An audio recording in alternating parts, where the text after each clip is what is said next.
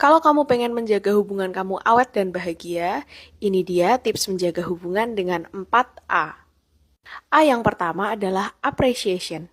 Kadang kita selalu ingat hal-hal apa yang pasangan enggak lakukan ke kita, tapi kita lupa untuk mengapresiasi apa yang mereka lakukan buat kita. Menunjukkan apresiasi dalam keseharian membuat kita merasa dicintai dan juga merasa bersyukur akan hal-hal kecil yang sudah pasangan berikan buat kita.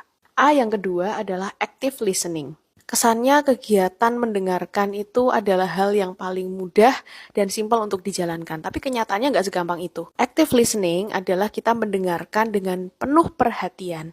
Kata kuncinya adalah perhatian. Ada kata hati di tengah-tengah perhatian. Sehingga kita mendengarkan bukan hanya lewat kuping, tapi juga lewat hati. Dan mendengarkan dengan perhatian ini bisa kita tunjukkan melalui ekspresi, misalnya kita menatap mata pasangan atau tidak bermain handphone ketika mendengarkan pasangan bercerita. Selain itu juga penting untuk kasih respon yang connect sama hatinya dan tidak selalu terburu-buru loncat memberikan solusi. Karena kadang-kadang kita hanya butuh untuk didengarkan terlebih dahulu dan kemudian nanti solusi akan mengikuti. Banyak pasangan ribut karena hal ini. Mereka berbicara dengan dua bahasa yang berbeda. Satunya berbicara dengan bahasa hati atau perasaan, mereka pengen didengarkan, divalidasi, dan satunya berbicara dengan logika, mereka loncat pada solusi. Nah, active listening ini adalah kuncinya supaya kita bisa paham apa sih yang dimaksud sama pasangan kita dan meminimalisasi keributan-keributan kayak gitu. A yang ketiga adalah assertiveness.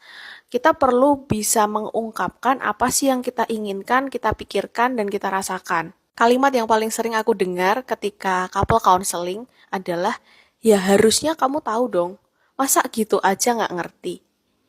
Kenyataannya, emang nggak ngerti.